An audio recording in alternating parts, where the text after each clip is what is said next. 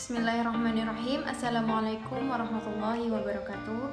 Perkenalkan, nama saya Elsie Engdiani. Saya merupakan mahasiswi di Universitas Islam Negeri Sultan Toha Syaifuddin Jambi, program studi pendidikan agama Islam semester 6B. Nah, pada kesempatan kali ini saya akan membahas materi mengenai maslahah mursalah, yang mana di dalamnya kita akan membahas mengenai yang pertama, pengertian secara bahasa dan istilah, dan yang kedua kita akan membahas mengenai pembagian maslahah mursalah. Oke teman-teman semuanya, kita masuk pada pembahasan yang pertama mengenai pengertian maslahah mursalah. Nah, secara bahasa, maslahah ini berasal dari kata salaha yashulu salahan, yang artinya baik, patut, dan bermanfaat. Sedangkan kata mursalah itu artinya bebas atau tidak terikat dengan dalil, baik itu dalil Al-Quran ataupun Al-Hadis yang membolehkan atau melarangnya. Sedangkan maslahah mursalah menurut istilah yang dikemukakan oleh Abu Zahra, ia mengatakan bahwasanya maslahat-maslahat yang bersesuaian dengan tujuan-tujuan syariat Islam dan tidak ditopeng oleh dalil yang membatalkan maslahat tersebut. Jadi teman-teman semua, dapat kita simpulkan dari pengertian secara bahasa ataupun istilah tadi, maslahah mursalah ini merupakan suatu masalah yang ada itu dikarenakan ada manfaat atau kebaikan di dalamnya, yang mana masalah tersebut tidak ada di dalam Al-Quran ataupun Al-Hadis. Oke teman-teman semuanya, tadi kita sudah membahas pengertian maslahah mursalah dari segi bahasa maupun istilah.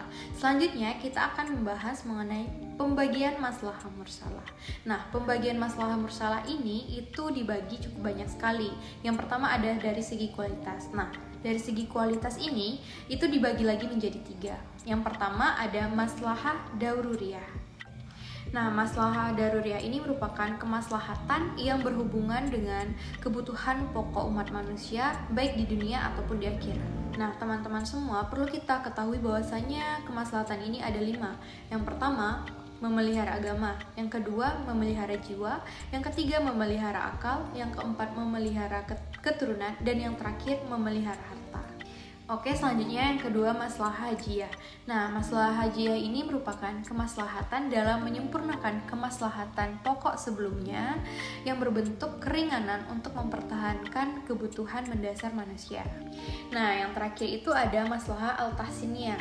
Maslahah al-tahsiniyah ini merupakan kemaslahatan yang sifatnya pelengkap, yang mana berupa keleluasaan yang dapat melengkapi kemaslahatan sebelumnya. Sementara itu, pembagian maslahah mursalah jika kita lihat dari segi kandungan maslahahnya itu dibagi lagi menjadi 2. Yang pertama ada maslahah al-ammah. Maslahah al-ammah ini merupakan kemaslahatan umum yang menyangkut kepentingan orang banyak. Kedua itu maslahah al-khassah.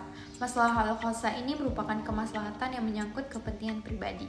Selanjutnya, pembagian maslahah dari segi berubah atau tidaknya maslahah. Yang pertama ada maslahah al-thubit. Nah, maslahah ini merupakan kemaslahatan yang bersifat tetap yang tidak akan berubah sampai akhir zaman. Yang kedua yaitu maslahah mutaghayyirah.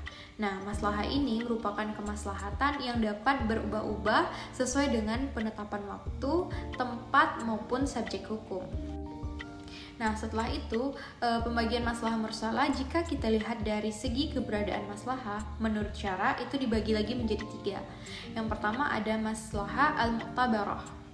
Maslahah al-mu'tabarah ini merupakan kemaslahatan yang didukung oleh syar'i, yang mana maslahah ini dapat dijadikan dasar dalam penetapan hukum. Nah, yang kedua ada maslahah al-mulghah. Maslahah ini merupakan kemaslahatan yang ditolak karena bertentangan dengan hukum syara. Terakhir itu ada maslahah al-mursalah.